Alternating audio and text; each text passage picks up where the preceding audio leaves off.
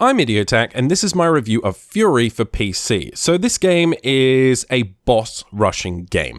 If you don't like the idea of boss rushing games, incredibly difficult mechanics that are very reliant on perfect timing and execution, you will not like this game. However, I'm normally the kind of guy who shies away from that type of content. I usually find it quite frustrating. However, in this case, when you take the aesthetic, which is wonderful and surreal and very interesting, you take the soundtrack of this game, which is stellar and is created in collaboration by a bunch of different artists. You take the story, which is very intriguing and it does have a twist at the end, which I enjoyed. And you combine that with excellent combat mechanics, excellent boss design, and a decent amount of replay value. And you've got a really solid game, even if you do find these types of experiences frustrating. There is 3 difficulty modes in the game. You can play on easy, which is significantly easier, and I will tell you that now. I played the game on easy just to complete it to see what all the content was, and it took me about 3 to 4 hours. However, playing on normal, I haven't beaten the 3rd boss yet, and there are 10 bosses in the game. So it does take a significant amount of time on normal, and once you've beaten it on normal, you then unlock hard, and there's also a practice mode where you can do speed running for ranks. So there's a decent amount of variety there depending on who you are, but if you are just going to go in and play this on easy, you probably will complete it in about 3 to 4 hours. And when you consider the game is $25, it might not offer you enough value. So you really do kind of have to be the type of person who enjoys speedrunning, the type of person who enjoys precision, perfect timing, and execution. If you're one of those people, you will love this game. Now let's get into the combat. So the combat works like this. You have a dodge. You have a charged dodge, which allows you to dodge further. You have a melee attack, and you have a charged melee attack. You can also shoot your gun, and you can charge that shot as well. So that's 3 different functionalities with a charged variant. On top of that, you can parry enemy attacks and then jump in and hit them back. This combat system, while simple on paper, is incredibly deep and it's wonderfully satisfying.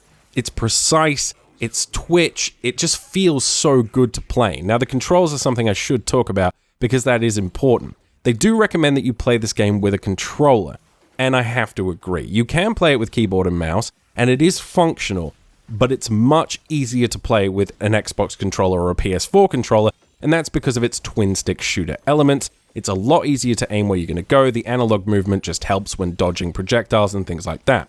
Now, what I should mention is that this game is very focused around the idea of switching between bullet hell, twin-stick shooter mechanics, and a sort of melee combat system. You attack, you dodge, you parry, things like that. So it's those 2 things combined. If you dislike either one of those, you're going to dislike pretty much half of this game. Now let's get into the boss mechanics themselves, because that is where the game shines. Each boss has a number of phases. So in a normal game, a boss might have 3 phases. In this game, a boss can have up to 7 phases. They can also have environmental puzzle solving sort of attached to them. They can have various projectiles and turrets coming at you. They can knock you off platforms. Some of them are invisible. There's tons and tons of boss mechanics in this game. It is really well done. Each of them is very unique in terms of its visual design as well as its mechanics. I did feel that a couple of bosses were slightly repetitive in terms of what they did. I was like, okay, I've seen this before, but they do try and mix it up enough so that each boss does feel challenging and unique. Tons of variety there. The boss mechanics are incredibly satisfying. However, the game is really, really, really hard. So if you're easily frustrated, as I already said, this may not be the game for you. But for everyone else, seriously, this is a really fantastic experience, and it surprised me, which I wasn't expecting. Now let's talk briefly about presentation. The visuals are absolutely fantastic. The environmental design as you move from prison location to prison location, boss fight to boss fight, is wonderful to look at. Very surreal, very original. It's a great looking game. While not particularly high resolution in terms of its textures and polygons, it's a wonderful art style. It really resonated with me personally, and I loved looking at it, and the color palette as well is excellent. Now, the sound design in the game is also very good, but the music is stellar. It's made by a number of different artists who came together to create original tracks for the game. It fits the combat beautifully. Can't say enough good things about the presentation of this game, and in particular, the music. Finally, let's talk about story. So, the idea of the game is that you're in prison, and you're trying to free yourself from prison. You don't know why you're in prison, and this weird dude comes up to you wearing a Donnie Darko style rabbit head and tries to free you from prison. And as you go throughout the game, he will explain to you in vague terms what's going on, who you're about to face, and just give you some general insight into the world.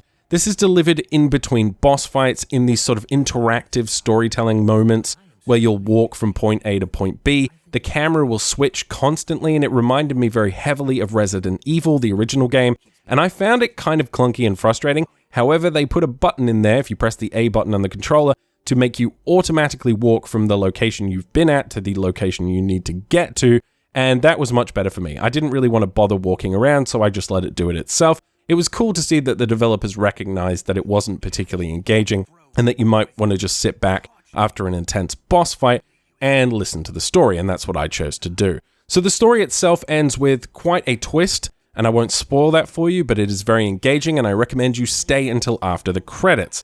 With that being said, that story, really, I can't really say much else about it without spoiling it for you, but I found it intriguing and compelling enough to want to keep playing the game and to keep pushing through some frustrating moments when it came to the boss fights. So what's my conclusion on the game?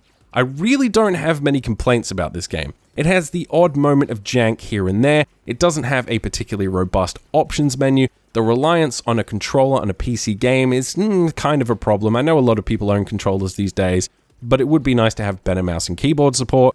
But other than that, it's a really, really good game. It looks great, it sounds great, the combat mechanics are deep enough to keep the thing fresh. It has a ton of replay value in the speedrunning elements. I will say they could have added an online leaderboard system that didn't seem to be in the game when I was playing it. Maybe they'll add that down the road, I don't know.